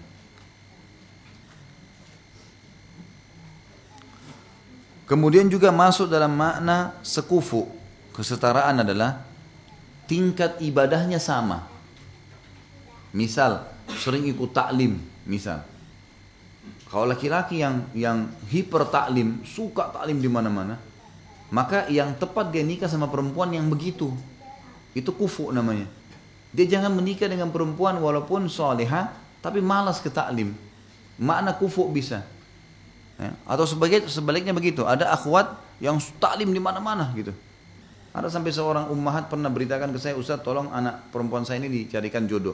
Baiklah, saya coba biodatanya bu ya. Kemudian saya kirimin ke teman-teman tim, ada tim Mawaddah yang pernah kami bentuk itu. Ada teman-teman ikhwah di situ, suami istri yang urus memang. Nah, terus pesannya waktu saya tanya, ibu ini anaknya suka apa nih? Kebiasaannya apa? Oh anak saya ini semenjak kenal pengajian sunnah, itu hiper pengajian, taklim terus. Memang dia suka yang taklim, setiap hari nggak mungkin nggak taklim. Bahkan dia kadang-kadang satu hari itu tinggalin beberapa jenis bisnisnya dari taklim ini ke taklim ini, taklim ini ke taklim ini. Maka bahasa saya adalah kalau kepada tim yang akan ngurus harus dicarikan ikhwah yang hiper taklim juga nih supaya bisa ngembangin. Iya, jadi dia sejalan kan gitu. Jangan nanti yang satu mau duduk di rumah, yang satu mau pergi taklim, nggak ketemu. Nah. Itu masuk dalam firman Allah surah Al-Imran ayat 195. A'udzu billahi minasyaitonir rajim fastajaba lahum rabbuhum anni la udiyu amala 'amilin minkum min dzakarin aw untha ba'dukum min ba'd al-ayah. Maka Rabb mereka memperkenankan permohonan dengan berfirman, sesungguhnya aku tidak menyia-nyiakan amal orang-orang yang beramal di antara kalian, baik laki-laki ataupun perempuan, karena sebagian kalian adalah turunan dari sebagian yang lain. Jadi di sini maksudnya adalah Allah Subhanahu wa taala menyebutkan tentang masalah amal soleh, sepadan dari sisi amal soleh. Juga dalam sabda Nabi SAW di dalam hadis yang diriwayatkan oleh Imam Ahmad, ala inna rabbakum wahidun wa inna abakum wahidun, ala la fadla li arabiyyin ala ajamin wala li ajamin ala arabiyyin wala li ahmarin ala aswad wala aswada ala ahmar illa bittaqwa. Kalau masalah tolok ukurnya amal saleh, agama, maka masuk dalam sabda Nabi SAW, ketahuilah bahwa Rabb kalian adalah satu dan Bapak kalian satu, Adam AS.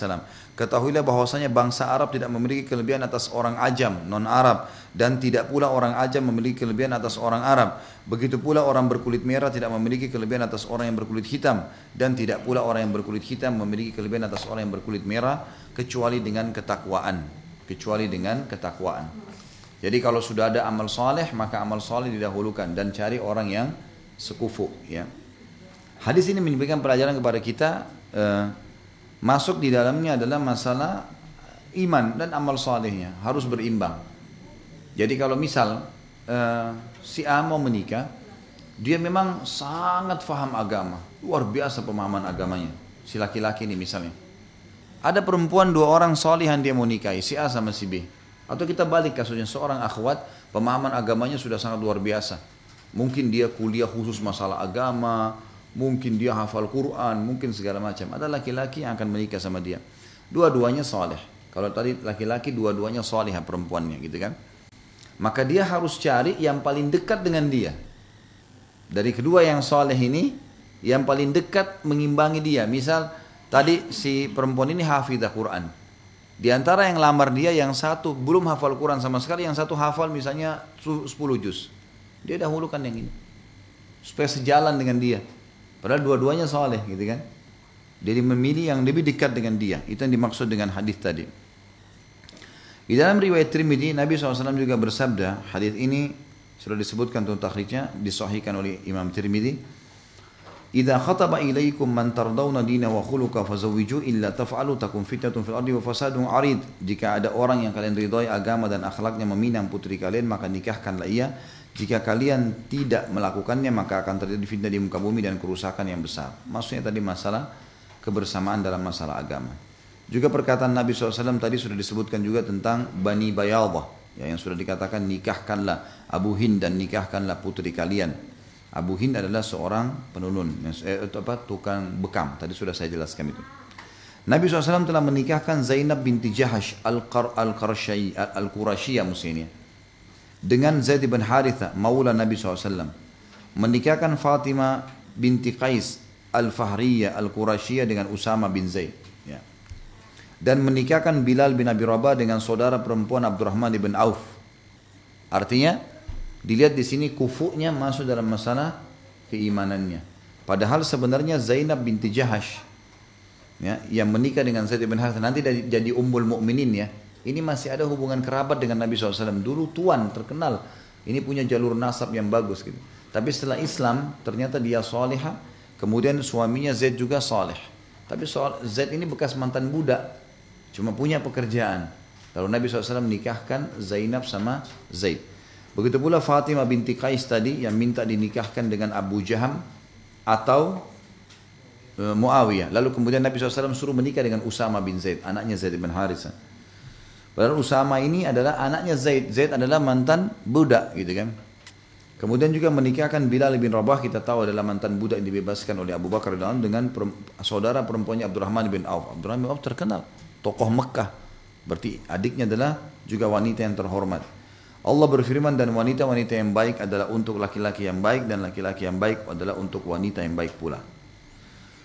Kemudian juga dalam Al-Quran dikatakan surah Nisa ayat 3, Fankihu ma taba lakum minan nisa, maka kawinilah wanita-wanita yang kamu senangi. Makna tafsirnya adalah menikahi yang sepadan dengan kalian. Keputusan Nabi SAW menunjukkan agamalah yang dijadikan sebagai tolak ukur dalam kafa'ah atau kesetaraan, baik pokok maupun kesempurnaan. Tidak boleh wanita muslimah dinikahkan dengan laki-laki kafir atau wanita baik-baik dinikahkan dengan laki-laki durhaka. Al-Quran tidak menganggap selain itu sebagai standar kafa'ah. Karena wanita muslimah diharamkan dinikahkan dengan pezina yang keji. Nasab, jalur keturunan, pekerjaan, kekayaan, dan status merdeka tidak dijadikan menjadi standar. Karena itu hamba sahaya fakir boleh menikah dengan wanita merdeka yang bernasab lagi kaya, jika ia adalah laki-laki yang memelihara diri lagi muslim. Boleh juga laki-laki bukan Quraisy menikah dengan wanita Quraisy. Laki-laki bukan dari Bani Hashim boleh menikah dengan wanita Bani Hashim. Dan laki-laki fakir boleh menikah dengan wanita kaya. Kalau bertemu dengan masalah konsep agamanya. Kalau bertemu dengan konsep, jadi agama di atas segalanya.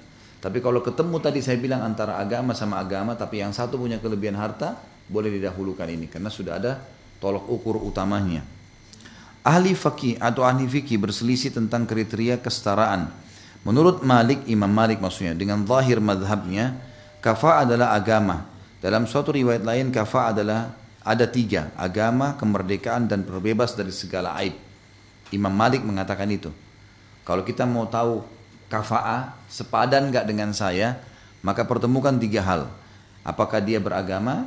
Kalau ini sudah masuk 1, yang kedua kemerdekaan, bukan budak, dan juga terbebas dari segala aib. Tidak ada sesuatu yang memalukan yang pernah dia buat di masyarakat. Ini Imam Malik mengatakan. Menurut Abu Hanifah, yang dimaksud dengan kesetaraan adalah nasab dan agama. Selain agama, jalur nasabnya. Jadi bukan anak zina misalnya. Menurut Ahmad, dalam satu riwayat darinya, agama dan nasab saja. Hampir sama dengan Abu Hanifah. Dalam riwayat lain ada 5, agama, nasab, kemerdekaan, pekerjaan, dan harta. Jika nasab dijadikan sebagai pertimbangan, maka ada 2 riwayat dari Ahmad. Yang pertama, bangsa Arab memiliki kesetaraan satu sama yang lain. Kedua, orang Quraisy hanya bisa diseterai dengan orang Quraisy. Dan Bani Hashim hanya bisa diseterai dengan Bani Hashim. Sementara pengikut Asy-Syafi'i mempertimbangkan kafah pada agama, nasab, kemerdekaan, pekerjaan, dan terbatas dari aib yang dijauhi. Ini khilaf antara ulama tentunya ya. Ini cuma khilafnya saja kita bacakan. Dalam Al-Yasar mereka memiliki 3 pendapat yang dijadikan pertimbangan dan tidak dijadikan pertimbangan. Pertimbangan ini berlaku untuk penduduk kota menetap, bukan penduduk nomeden atau bawadi. Bawadi ini maksudnya padang pasir ya. Orang Ajam menurut mereka tidak sekufu dengan orang Arab. Laki-laki bukan Quraisy tidak sekufu dengan wanita Quraisy. Laki-laki bukan Bani Hashim tidak setara dengan wanita Bani Hashim. Wanita yang tidak bernisbat kepada ulama dan orang-orang saleh tidak sekufu dengan orang yang tidak bernisbat kepada keduanya. Laki-laki hamba sahaya tidak sekufu dengan wanita merdeka. Laki-laki yang dimerdekakan tidak sekufu dengan wanita yang merdeka sejak asal. Dan laki-laki yang salah satu leluhurnya pernah merasakan perbudakan tidak sekufu dengan wanita yang tidak pernah merasakan perbudakan dan juga salah satu leluhurnya. Ini pendapat dalam Al-Yasar, salah satu pemahaman gitu kan, yang beda dari 4 mazhab tadi yang sudah disebutkan. Tentu ini tidak jadi tolak ukur ya, karena keempat imam kita yang kita jadikan tolak ukur adalah mereka mendahulukan agama dan nasab. Dan semua disetarakan pada saat itu sebagaimana contoh yang Nabi SAW sudah lakukan. Mengenai pengaruh perbudakan ibu dalam hal kesetaraan ada 2 pendapat. Demikian pula laki-laki yang memiliki aib yang bisa mengukuhkan pembatalan nikah tidak sekufu dengan wanita yang terbatas darinya. Jika tidak mengukuhkan pembatalan nikah tapi tidak disukai, seperti buta, tubuhnya buntung atau fisiknya jelek, maka ada 2 pendapat. Ar-Ruyani memilih bahwa orang tersebut tidak sekufu. Jadi kalau misalnya ada orang melamar, tangannya buntung atau ada fisik, matanya rusak, melamar seseorang, gitu kan? Wanita misalnya laki-laki dilamar, laki-laki melamar wanita tapi laki-laki punya kekurangan ini, perempuannya tidak cacat secara fisik. Maka menurut pendapat pertama, Ruyani mengatakan ini tidak sekufu. Mestinya jangan, supaya jangan nanti dia hina pasangannya. Gitu. Demikian pula tukang bekam, tukang pijet dan penjaga tidak setara dengan putri pedagang, penjahit dan selainnya. Laki-laki yang suka merusak putri orang lain atau orang fasik tidak setara dengan wanita baik-baik. Demikian pula pelaku bid'ah tidak setara dengan wanita pengikut sunnah. Tapi menurut mayoritas, kafa'ah itu menjadi hak wanita dan walihnya. Jadi tentu yang dilihat sekarang ya, bukan yang lalu. Kalau misalnya kita mau menikah dengan seseorang dan kita lihat sekarang orangnya baik, maka tidak jadi tolok ukur yang lalu, sekarang ke depan. Misal orang ini pernah dulu berdusta, orang ini pernah dulu mabuk, orang ini pernah berzina, tapi dulu, sekarang dia sudah jadi baik, maka tolok ukurnya yang sekarang. Dan itu yang menilai adalah si wanita dengan walinya, si wanita dengan walinya. Jadi dia bisa menilai orang ini. Tapi tidak bisa kita lihat masa lalu seseorang yang sekarang dia sudah berubah dan kita jadikan tolak ukur. Kalau itu jadi tolak ukur, maka Umar bin Khattab tidak layak menikah setelah Islam.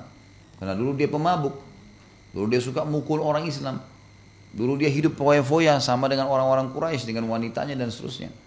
Tapi radhiyallahu anhu setelah masuk Islam berbeda, dialah yang menjadi penyebab turunnya ayat hijab, dia yang menjadi penyebab turunnya pengharaman ayat pengharaman khamr, gitu kan. Jadi yang dilihat adalah sekarang ke depan. Itu yang dimaksud dengan pendapat ini. Kemudian mereka berselisih. Menurut pengikut Syafi'i, ini bagi orang yang memiliki hak perwalian pada saat itu. Maksudnya orang yang menilai orang ini kafa'ah atau tidak, layak atau tidak menikah, gitu. Maka berselisih. Imam Syafi'i mengatakan orang yang memiliki hak perwalian pada saat itu dia yang berhak menentukan cocok atau tidak, kafa'ah atau tidak, si ayah perempuan. Menurut Ahmad, ini hak semua wali, baik wali yang jauh maupun yang dekat. Barang siapa di antara mereka ada yang tidak ridho, maka ia berhak membatalkan. Ya. Imam Ahmad mengatakan itu. Jadi misalnya si ayah sudah meninggal. Kalau dalam mazhab Syafi'iyah, berarti yang menentukan kafa'ah setelah itu adalah si anak perempuan saja. Cocok setara sama dia atau tidak, gitu kan. Kalau ayah masih hidup, berarti ayahnya menentukan. Karena ayah lebih tahu, oh ini nak, begini nak, ini dan seterusnya. Tapi kalau dalam mati Imam Ahmad tidak, siapa saja yang jadi wali. Walaupun ayahnya sudah mati, misalnya pamannya jadi wali, pamannya punya hak untuk itu. Saudaranya punya hak untuk itu, siapa saja jadi walinya hak untuk itu. Ahmad mengatakan dalam riwayat yang ketiga, ini adalah hak Allah. Kerelaan mereka tidak sah membatalkan haknya. Maksudnya, kalau memang Allah sudah kasih nilai agama, kalian lihat secara zahir, kata pendapat Imam Ahmad dalam pendapat beliau yang lainnya. Pendapat yang tadi adalah penilaian wali dan siapa saja menjadi wali. Kalau ini pendapat yang lain dan ini tidak dipilih oleh Imam Ahmad sebenarnya, cuma diangkat oleh penulis. Dia mengatakan kesetaraan itu dinilai oleh Allah. Kalau Allah bilang agamanya, sudah agamanya saja, gitu kan. Tapi berdasarkan riwayat ini, kemerdekaan, kelapangan, pekerjaan atau nasab tidak menjadi pertimbangan. Ini hanya mempertimbangkan agama saja, sebab Ahmad tidak pernah mengatakan. Demikian juga tidak ada pendapat seorang ulama yang mengatakan bahwa pernikahan laki-laki fakir dengan wanita berkecukupan itu batal jika wanita itu rela. Dalam arti kata, agama tetap didahulukan. Kalau bertemu dua orang yang beragama dan satu ini kaya, satu miskin, boleh didahulukan yang kaya. Dan kalau seandainya pun si perempuan itu memilih yang miskin, misalnya laki-laki soleh kaya, laki-laki soleh miskin, si perempuan ternyata lebih memilih yang miskin. Sementara dia kaya, si perempuan ini kaya, tetap sah pernikahannya, tidak ada pembatalan di sini. Karena kesetaraan itu tolok ukurnya adalah si perempuan itu rela atau tidak. Jadi agama yang didahulukan. Kalau bertemu agama dengan orang agama dan orang fasik, pilih yang beragama. Ketemu antara orang beragama dengan orang agama, kaya dan miskin, si perempuan yang bisa menentukan. Dia pilih yang kaya, hak dia. Dia pilih yang miskin, hak dia. Tidak membatalkan pernikahan. Tidak pula ia dan selainnya mengatakan bahwa nikahnya wanita Bani Hashim dengan laki-laki selain Bani Hashim atau wanita Quraisy dengan laki-laki bukan Quraisy adalah batal. Jadi sekarang ada pemahaman begitu ya. Ada pemahaman sebagian orang yang mengatakan kalau seandainya nikah sama wanita Quraisy, wanita ini nikah sama laki-laki lain selain Quraisy, berarti dianggap nikahnya ini tidak sah. Bahkan kadang-kadang keluarganya ceraikan secara paksa. Ini semua tidak benar ya. Kami mengingatkan hal ini, kata penulis, karena banyak di antara sahabat kita, pengikut Imam Ahmad, yang menuturkan perbedaan pendapat mengenai kafa'ah. Apakah itu hak Allah atau hak manusia? Mereka melepaskan begitu saja bersama ucapan mereka bahwa kafa'ah itu adalah hal-hal tersebut yang tadi disebutkan. Dalam hal ini ada sikap meremehkan dan tidak meneliti mengenai permasalahan ini. Nah, maksudnya tadi ada pendapat Imam Ahmad yang mengatakan itu adalah haknya Allah. Mutlak, gitu kan? Ya sudah, pokoknya kita agama, ya sudah agama. Tidak usah lagi dihubungkan, misal ada si A melamar agama, ada si B yang melanggar agama. Siapa yang melamar duluan yang sudah diterima. Mau nanti kita lebih suka dengan si yang kedua, yaitu pokoknya tidak boleh. Ini dalam pendapat tadi. Penulis cuma membantah pendapat ini secara khusus. Mengatakan Ada pendapat yang Imam Ahmad yang menyebutkan kalau seandainya telah datang yang pertama beragama dan yang kedua beragama, walaupun cenderung si anak gadis sama yang kedua, yang pertama tetap harus diterima. Kan gitu. Mau miskin, mau kaya tidak ada masalah. Penulis mengatakan tidak seperti itu. Harus kalau bertemu antara mukmin sama mukmin, ya, maka dilihat di sini si perempuan punya hak memilih. Dia boleh mendahulukan yang kaya dan beragama daripada miskin beragama, atau dia bisa milih yang miskin beragama. Itu kurang lebih kesimpulannya. Jadi bebas kembali kepada si wanita tadi. Kemudian kita tutup dengan ini. Jika seorang laki-laki hendak meminang wanita, maka ia boleh mengutus ibunya atau salah seorang keluarganya, saudara perempuannya misalnya, untuk melihat dari gadis itu apa yang mendorongnya untuk meminangnya, berupa akhlak yang mulia, rumah yang baik, dan muamalah yang bagus. Pepatah bahasa Arab mengatakan tidak ada kebaikan dalam kecantikan dan pengetahuan wanita jika yang disukai darinya bukan kesolehannya. Kecantikannya bukan untuk dirinya, tapi yang diinginkan manusia hanyalah agama dan kesetiaannya. Jika kamu menikah, maka pintar-pintarlah, tanyakanlah ranting dan tempat tumbuhnya. Tanyakanlah keluarganya dan ihwalnya, maksudnya marga dan kerabatnya. Nanti kita akan masuk, pertemuan akan datang di masalah istikharah. Kesimpulan apa yang kita bahas pada hari ini, Bapak Ibu sekalian, adalah kita membahas sebenarnya tentang kelandasan memilih suami dan kesetaraan yang dimaksudkan ya dalam agama kita. Dan tadi panjang lebar kita jelaskan, kalau ada teman-teman yang kurang faham, sebenarnya adalah diangkat oleh penulis masalah khilafnya para ulama saja. Setara itu seperti apa sih? Tapi yang disepakati begini, kalau datang yang beragama, yang melamar kita, seorang wanita misalnya dilamar, atau seorang laki-laki mau menikahi seorang wanita, bertemu antara yang beragama dengan tidak beragama, yang didahulukan adalah agama.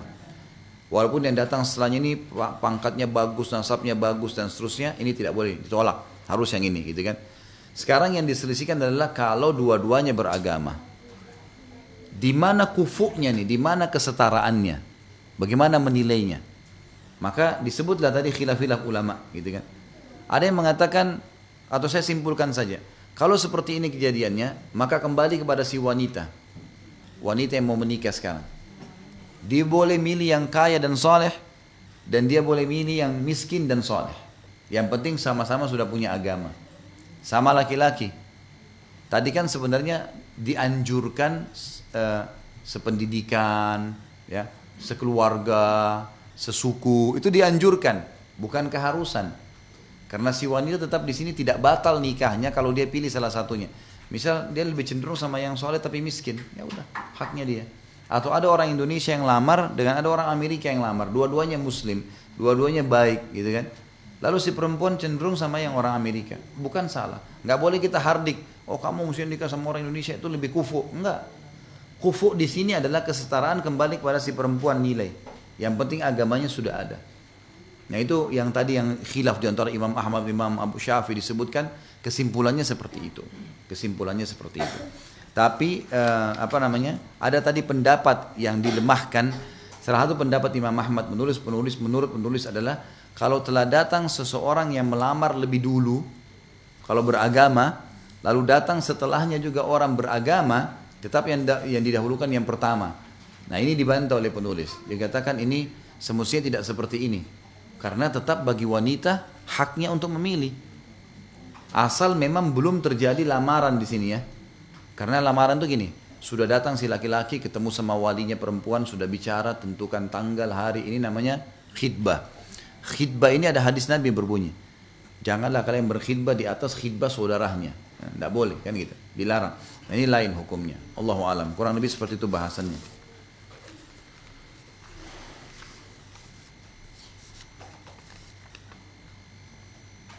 Saya punya 2 anak laki-laki, bolehkah orang tua ikut memilihkan jodohnya? Boleh tentunya, nggak ada masalah. Nggak ada masalah, boleh saja. Dan berikan masukan-masukan positif. Tetapi jangan ada paksaan dari orang tua. Nggak boleh ada paksaan, karena yang akan menjalani rumah tangga adalah anak-anak. Ya. Jadi boleh saja, nggak ada masalah. Dan tetap kalau orang tua yang memilihkan atau anak yang memilihkan, dahulukan masalah agama. Bagaimana sebenarnya hukum dari wanita yang tidak berpuasa di bulan Ramadan karena nifas? Apakah mengganti puasa atau fidyah? Atau mengganti puasa saja? Fidyah boleh, nggak ada masalah. Wanita yang hamil atau menyusui, Masa nifas kan berarti masa menyusui ya. Masa menyusui, maka dia di sini apa namanya membayar dengan fidyah. Tapi kalau dia hanya nifas tidak menyusui, ini puasa. Ya, kalau misalnya ada perempuan melahirkan memang tidak ada ASI-nya, maka di masa nifas itu kan dia mungkin 40 hari, 30 hari tergantung ya. Biasanya ulama fikih bilang antara 30 sampai 40 hari masa sucinya. Maka dihitung dia tetap harus bayar puasa itu kalau tidak menyusui. Karena pendapat ulama berkisar di masalah menyusui dan hamil. Karena ini ada nyawa di situ. Ada nyawa bayi. Kalau lagi hamil butuh suplai makanan lebih banyak sehingga si bayi perlu hidup. Di sini berarti dia tidak usah bayar puasanya. Sama dengan menyusui, si bayi butuh ASI. Tapi kalau tidak menyusui cuma nifas sama dengan haid. Kalau haid harus ganti puasa hari lain. Ya. Apabila seorang laki-laki akan melamar tapi dia menyatakan diagnosa beberapa dokter tidak bisa punya keturunan, bagaimana Ustaz? Jadi kita melihat kalau dalam agama ya, saya bukan mengatakan jangan percaya dokter, tidak. Dokter memang ilmunya juga dari Allah SWT. Tapi kita kalau mau memastikan, kita melihat dari jalur keluarga. Kan kita bisa tahu orang tuanya dia, keluarganya. Kalau memang mereka subur punya keturunan, mestinya bisa. Mestinya punya jalur keturunan. Karena banyak orang yang dia diagnosa seperti ini ternyata punya keturunan, gitu. Punya keturunan. Apalagi Allah SWT yang Maha Kuasa. Tapi kalau dasarnya mandul, ini sebuah hukum ya. Misal gini, keluarga calon pasangan kita ini ada 2 orang bersaudara. Misal ayahnya 2 orang bersaudara atau ibunya 2 orang bersaudara, gitu kan. Dan memang paman-pamannya semua ini menikah tidak punya anak. Umumnya keluarganya nggak punya anak. Juga saudara ayahnya menikah nggak punya anak misal. Jelas ini sulit punya keturunan. Maka ini termasuk harus dijadikan bahan pertimbangan. Karena ada larangan dalam agama kita menikah dengan mandul. Ada larangan, itu lain ya. Kalau pasti kita lihat memang dari jalur nasabnya tidak ada, maka dihindari. Lebih baik dihindari karena nanti ada fitrah. Tidak bisa dengan suka saja. Ada fitrah manusia setelah berjalan kehidupan pasti mau punya anak. Itu sudah umum.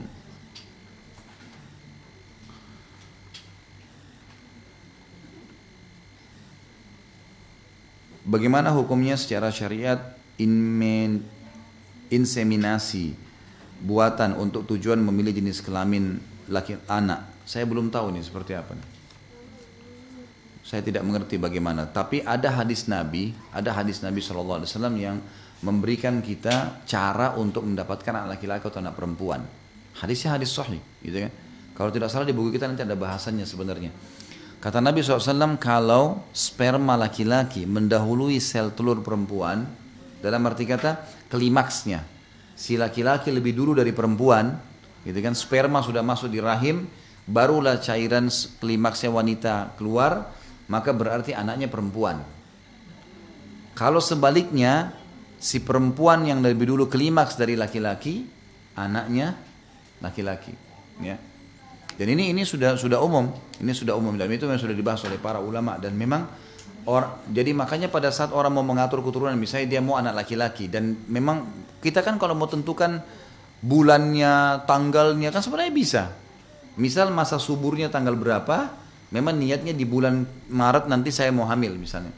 Dari bulan Desember sudah dirancang, memang pada bulan itu saya suburnya pada tanggal sekian. Nah pada saat itu memang didukung dengan makanan-makanan sehat. Yang umumnya sih kalau masa kesuburan itu adalah madu sama kurma, gitu kan? Ini yang selalu tersebutkan di dalam hadis banyak, masalah kurma sama madu. Ini dikonsumsi, ya, termasuk misalnya perempuan yang sulit melahirkan, biasanya kalau dikonsumsikan prutop, kurma yang lembut, itu biasanya pembukaannya sangat cepat. Ya. Ini memang didukung dengan ini. Nah, nanti di hari H, hari klimaks, memang kalau mau anak laki-laki disengaja memang si perempuan klimaks duluan. Memang sudah diatur pada saat itu, mereka sudah bicara sebelumnya. Ini akan seperti ini. Jadi si laki-laki bisa mengontrol dirinya untuk tidak klimaks duluan. Ya, itu. Memang sudah begitu, harus dia bantu istrinya segala sampai titik dekat klimaks, kemudian mereka berhubungan badan, istrinya lebih dulu, baru suaminya. Ada riwayat lain yang menjelaskan, kalau selesai berhubungan, itu balik ke sisi kanan. Kalau mau hamil tapi ini ya, kalau mau hamil setelah berhubungan balik ke sisi kanan. Si perempuannya, seperti orang kalau mau tidur sisi kanan. Ya. Loh, tapi itu hadisnya begitu. Dalam arti kata memang itu menyebabkan kehamilan di masa subur, lebih mempermudah. Allahu alam apa maksudnya secara ilmiah, apakah ada penelitian? Saya bicara teori syar'inya. Nah, ini yang ada dalam agama kita. Dan ada salah satu keluarga saya, paman saya praktekin, memang dia praktekin, dia ingin punya anak selang-seling, laki-laki, perempuan, laki. Itu dan berhasil, punya anak 6 anak, perempuan, laki-laki, perempuan, laki-laki. Dia jalankan hadis Nabi. Jadi memang dia coba, ternyata berhasil, memang betul. Jadi pada saat laki-laki, laki-laki, perempuan, ya perempuan. Ustaz, saya pernah membaca adab-adab dalam sebuah pernikahan. Salah satu poinnya diharamkan cincin emas dan yang sepertinya bagi kaum wanita, termasuk gelang dan kalung emas, mengacu ke hadis dari Aisyah yang diriwayatkan dari Al-Qasim bin As-Saraguti. Mohon penjelasannya Ustaz, karena yang saya tahu wanita boleh memakai emas. Ini yang setahu saya juga sama. Hadis-hadis Nabi SAW yang lain yang sahih menjelaskan wanita menggunakan emas. Jadi kebanyakan riwayat yang menceritakan tentang emas itu tidak dipakai oleh wanita, bukan tidak dipakai ya. Seperti kasus pernah ada wanita menggunakan emas di tangannya. Lalu Nabi SAW tanya gitu kan. Sebenarnya pertanyaan Nabi ini, apa kau sudah zakatkan emasmu itu? Dia mengatakan belum. Kata Nabi SAW, berarti kau menggunakan bagian api neraka di tanganmu. Maka dibukalah sama dia cincinnya. Gitu kan.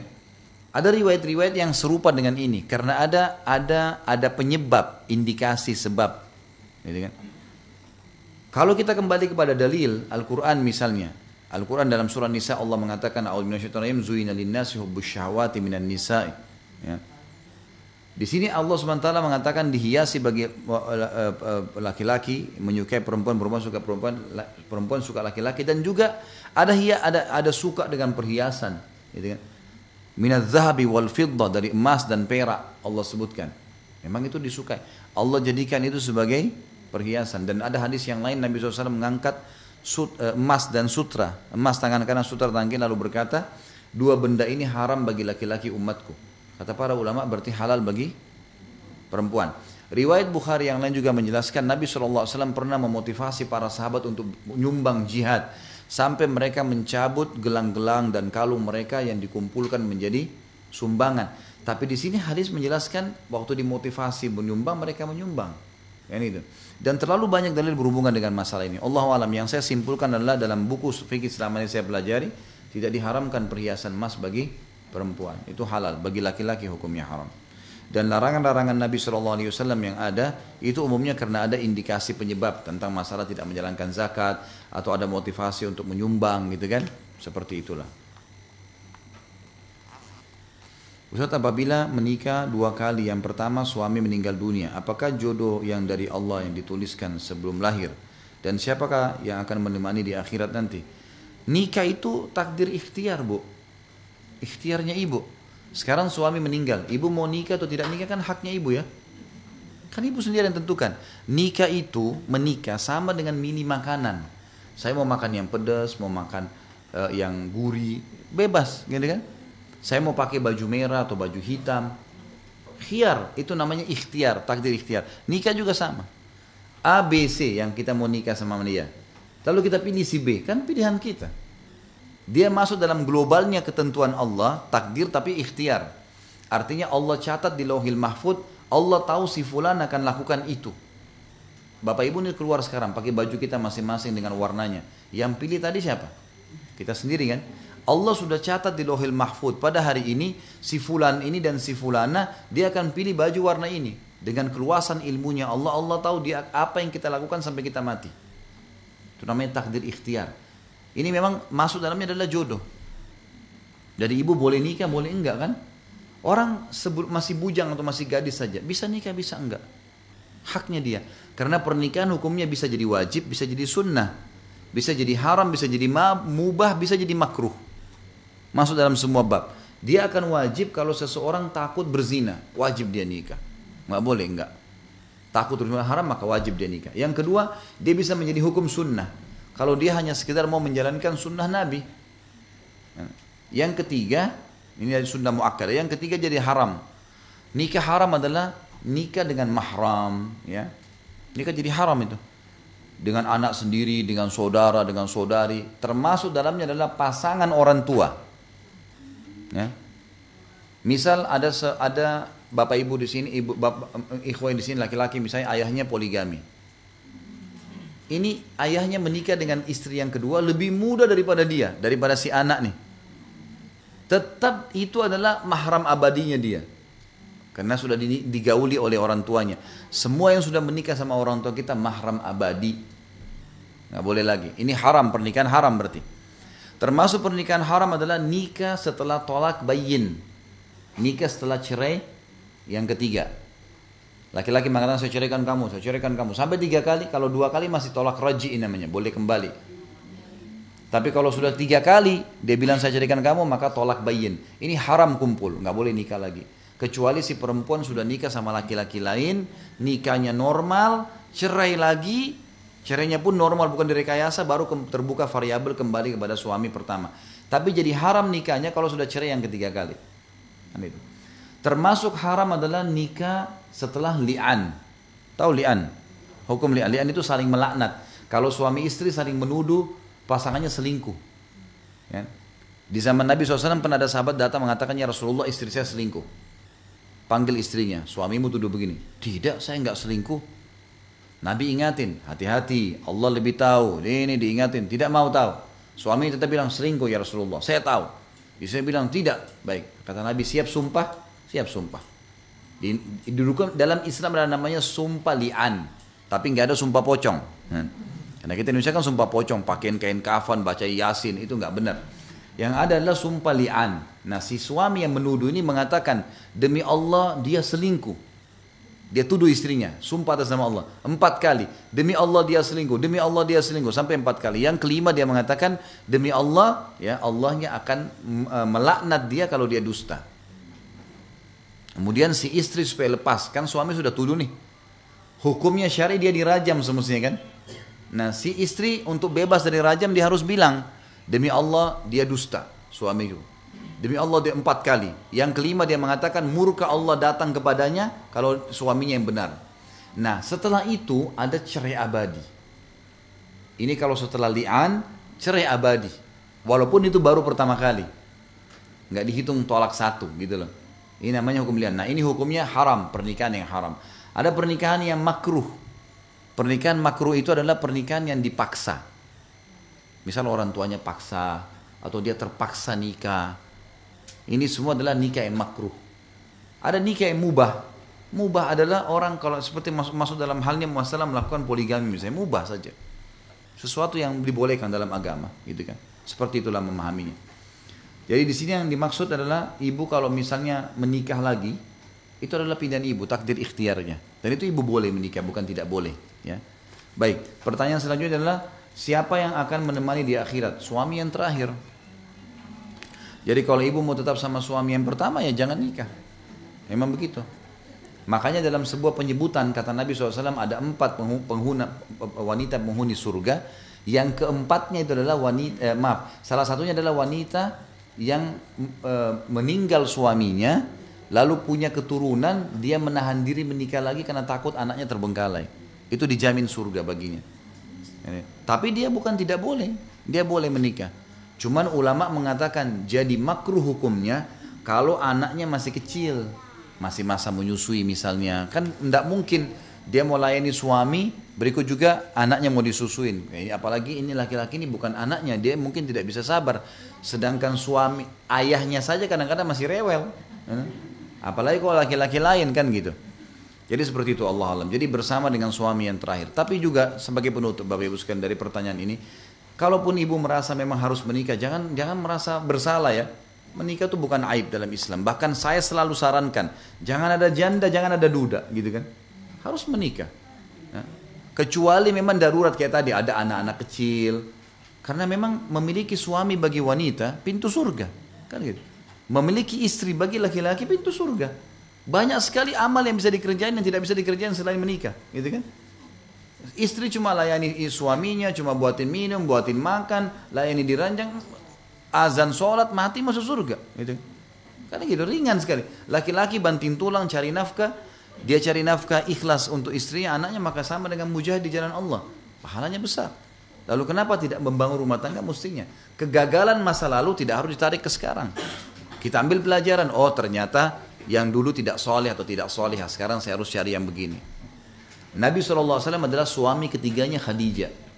Khadijah menikah 2 kali sebelum beliau dan meninggal dua-dua suaminya. Maka Nabi SAW berkata itu bukan aib dalam Islam, bukan aib. Yang aib itu kalau memang dipermainkan ya. Ada perempuan begitu subhanallah, nikah cerai. Laki-laki juga begitu. Ini adalah orang yang mempermainkan, bukan niatnya ibadah. Maka Allah alam ini tentu dihindari kalau seperti itu. Baik, mudah-mudahan bermanfaat. Mohon maaf tidak semua pertanyaan bisa dijawab. Insya Allah tetap akan kita jawab di pertemuan akan datang. Baik, kita berdoa kepada Allah SWT, semoga majelis kita diberkahi dan dijadikan sebagai tambahan amal kita hari kiamat. Semoga semua yang sakit disembuhkan penyakitnya, semua yang terlilit utang dilunasi utangnya, semua yang belum mendapat pasangan diberikan pasangan soleh dan soleha, yang belum memiliki keturunan yang baik diberikan keturunan soleh dan soleha. Semua yang hadir di sini dan juga seluruh muslimin dimanapun mereka berada yang pernah berbuat dosa dimaafkan oleh Allah Subhanahu Wa Taala dan juga digantikan dosa-dosa kita menjadi pahala. Tidak pernah kita lupa mendoakan saudara kita di Palestina, di Syria, di Yaman, di Irak, di Myanmar, dimanapun mereka berada yang sedang terlindas. Semoga Allah ikhlaskan niat mereka, Allah kuatkan telapak kaki mereka, Allah terima para syuhada mereka, dan juga Allah partisipasikan kita bersama mereka di pahala baik dengan doa, dengan harta juga dengan jiwa kita. Dan semoga Allah dengan kemahamurahannya menyatukan kita semua di surga firdausnya tanpa hisab.